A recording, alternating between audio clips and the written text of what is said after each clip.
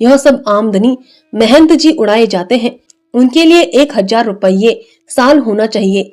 अब की इस बाजार का ठेका दूंगा, 8000 से कम ना मिलेंगे। इन भदों से 25,000 रुपये की वार्षिक आय होगी। सावित्री और लल्ला यानी लड़के के लिए 1000 रुपये काफी है। मैं सावित्री से स्पष्ट कह दूंगा कि या तो 1000 रुपये मासिक लो और मेरे साथ रहो, या रियासत की आधी आमदनी ले लो और मुझे छोड़ दो। रानी बनने की इच्छा हो तो खुशी से बनो, परंतु मैं राजा ना बनूंगा। अचानक कुंवर साहब के कानों में आवाज आई, राम नाम सत्य है। उन्होंने पीछे मुड़कर देखा, कई मनुष्य एक लाश लिए आते हैं। उन लोगों ने नदी किनारे चिता बनाई और उसमें आग लगा दी। 2 स्त्रियां चिनंग धार कर रो रही थी। इस विलाप का कुंवर साहब के चित्त पर कुछ प्रभाव ना पड़ा। वह चित्त में लज्जित हो रहे थे कि मैं कितना पाषाण हृदय हूँ। एक दीन मनुष्य की लाश जल रही है, स्त्रियां रो रही हैं और मेरा हृदय तनिक भी नहीं पसीजता। पत्थर की मूर्ति की भांति खड़ा हूँ। एक बार स्त्री ने रोते हुए कहा, हाय मेरे राजा, तुम्हें विष कैसा मीठा लगा। यह हृदय विदारक विलाप सुनते ही कुंवर साहब के चित्त में एक घाव सा लग गया। करुण सजग हो गई और नेत्र अश्रुपूर्ण हो गए। कदाचित इसने विषपान करके प्राण दिए हैं। हाय, उसे विष कैसे मीठा लगा। इसमें कितनी करुणा है, कितना दुखद, कितना आश्चर्य। विष तो कड़वा पदार्थ है, क्यों कर मीठा हो गया। कटु विष के बदले जिसने अपने मधुर प्राण दे दिए, उस पर कोई कड़ी मुसीबत पड़ी होगी। ऐसी ही दशा में विष मधुर हो सकता है। कुंवर साहब तड़प गए। कारुणिक शब्द बार बार उनके हृदय में गूंजते थे। अब उनसे वहां न खड़ा रहा गया। वह उन आदमियों के पास आए। एक मनुष्य से पूछा, क्या बहुत दिनों से बीमार थे। इस आदमी ने कुंवर साहब की ओर आंसू भरे नेत्रों से देखकर कहा, नहीं साहब, कहाँ की बीमारी, अभी आज संध्या तक भली भांति बात कर रहे थे। मालूम नहीं संध्या को क्या खा लिया कि खून की उल्टी होने लगी। जब तक वैद्य राज के यहाँ जाए तब तक आंखें उलट गई, नाड़ी छूट गई। वैद्य राज ने आकर देखा तो कहा, अब क्या हो सकता है। अभी कुल 22-23 वर्ष की अवस्था थी। ऐसा पट्टा सारे लखनऊ में नहीं था। कुंवर, कुछ मालूम हुआ विष क्यों खाया। उस मनुष्य ने संदेह दृष्टि से देखकर कहा, महाशय, और तो कोई बात नहीं हुई। जब से यह बड़ा बैंक टूटा है बहुत उदास रहते थे। कई 1000 रुपए बैंक में जमा किए थे। घी दूध मलाई की बड़ी दुकान थी, बिरादरी में मान था। वह सारी पूंजी डूब गई। हम लोग रोकते रहे कि बैंक में रुपये मत जमा करो, किंतु होनहार यह थी, किसी की नहीं सुनी। आज सवेरे स्त्री से गहने मांगते थे कि गिरवी रखकर अहीरों के दूध के दाम दे दे। उससे बातों बातों में झगड़ा हो गया। बस न जाने क्या खा लिया। कुंवर साहब का हृदय कांप उठा। तुरंत ध्यान आया, शिवदास तो नहीं है। पूछा, इसका नाम शिवदास तो नहीं था। उस मनुष्य ने विस्मय से देखकर कहा, हाँ यही नाम था। क्या आपसे जान पहचान थी। कुंवर, हाँ, हम और यह बहुत दिनों तक बरहल में साथ साथ खेले थे। आज शाम को वह हमसे बैंक में मिले थे। यदि उन्होंने मुझसे तनिक भी चर्चा की होती तो मैं यथाशक्ति उनकी सहायता करता। शोक। उस मनुष्य ने तब ध्यान पूर्वक कुंवर साहब को देखा और जाकर स्त्रियों से कहा, चुप हो जाओ, बरहल के महाराज आए हैं। इतना सुनते ही शिवदास की माता जोर जोर से सिर पटकती और रोती हुई आकर कुंवर साहब के पैरों पर गिर पड़ी। उसके मुख से केवल ये शब्द निकले, बेटा बचपन से जिसे तुम भैया कहा करते थे, और गला रुंध गया। कुंवर महाशय की आंखों से भी अश्रुपात हो रहा था। शिवदास की मूर्ति उसके सामने खड़ी यह कहती देख पड़ती थी कि तुमने मित्र होकर मेरे प्राण लिए। भोर हो गया। कुंवर साहब को नींद न आई।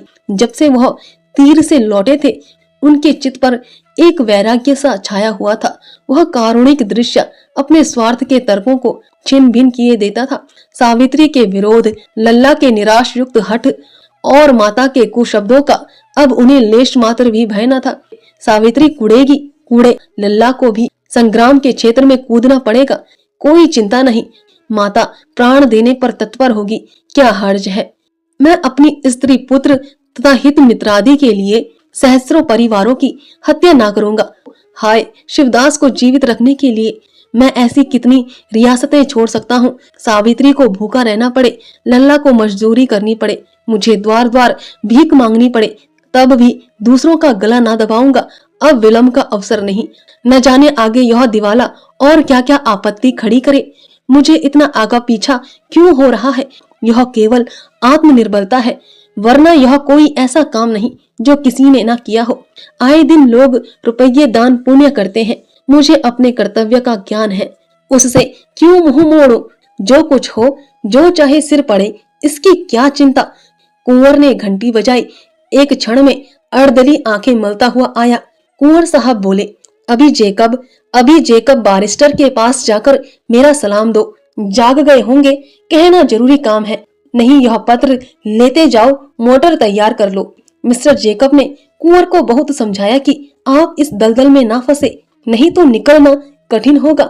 मालूम नहीं अभी कितनी ऐसी रकमें हैं जिनका आपको पता नहीं, परंतु चित्त में दृढ़ हो जाने वाला निश्चय चुने का फर्ज है, जिसको आपत्ति के थपेड़े और भी पुष्ट कर देते हैं।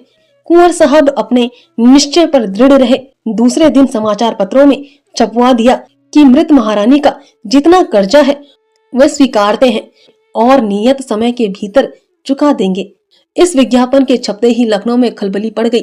बुद्धिमानों की सम्मति में यह कुंवर महाशय की नितांत भूल थी, और जो लोग कानून के अभिज्ञ थे उन्होंने सोचा कि इसमें अवश्य कोई भेद है। ऐसे बहुत कम मनुष्य थे जिन्हें कुंवर साहब की नियत की सच्चाई पर विश्वास आया हो, परंतु कुंवर साहब का बखान चाहे ना हुआ हो, आशीर्वाद की कमी ना थी।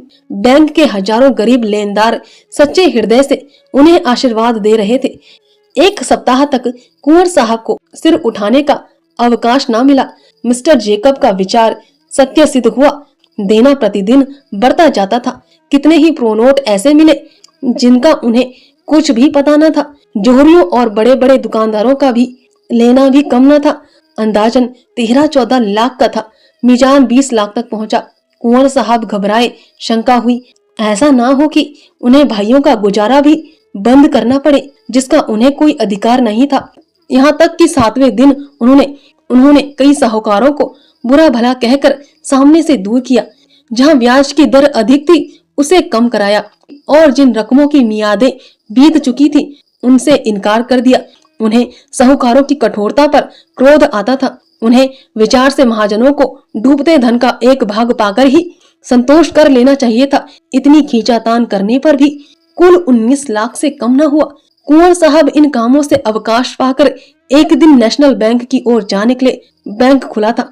मृतक शरीर में प्राण आ गए थे।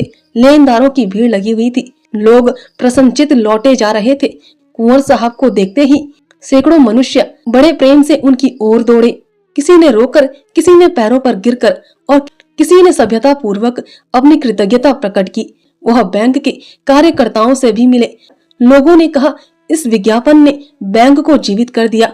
बंगाली बाबू ने लाला साईदास की आलोचना की। वह समझता था संसार में सब मनुष्य भला मानस है। हमको उपदेश करता था।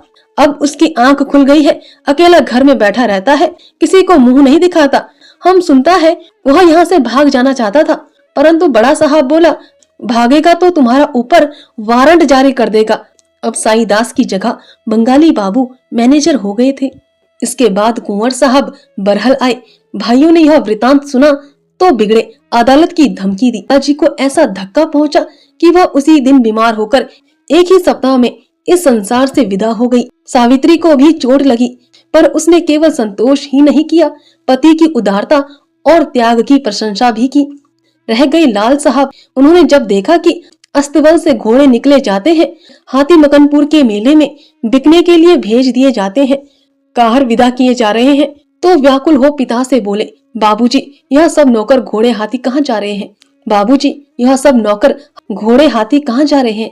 कुंवर, एक राजा साहब के उत्सव में। लाल जी, कौन से राजा? कुंवर, उनका नाम राजा दीन सिंह है। लाला जी, कहाँ रहते हैं? कुंवर, दरिद्रपुर में। लाला जी, तो हम भी जाएंगे? कुंवर, तुम्हें भी ले चलेंगे, परंतु इस बारात में पैदल चलने वालों का सम्मान सवारों से अधिक होगा, तो हम भी पैदल चलेंगे। कुंवर, वह परिश्रमी मनुष्य की प्रशंसा होती है। लाला जी, तो हम सबसे ज्यादा परिश्रम करेंगे। कुंवर साहब के दोनों भाई 5-5 हजार रुपये गुजारा लेकर अलग हो गए।